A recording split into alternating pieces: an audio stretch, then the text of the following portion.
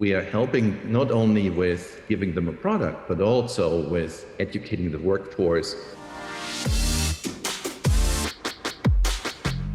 Stefan Biller, CEO of Advanced Manufacturing International.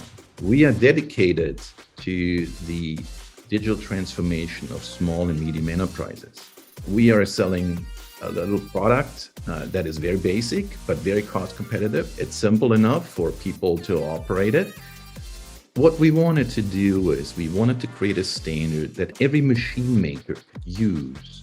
In the past, you would buy machines from all sorts of outstanding companies, and they would have their own proprietary communication protocol.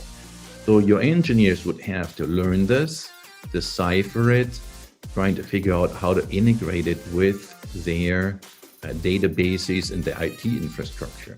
Now with MTConnect, they are already trained in this, and so it's always the same communication protocol. Basically allows us to get to a plug-and-play environment where I essentially just connect the machines, connect the data cable, so to speak, if it's not wireless, and I'm up and running.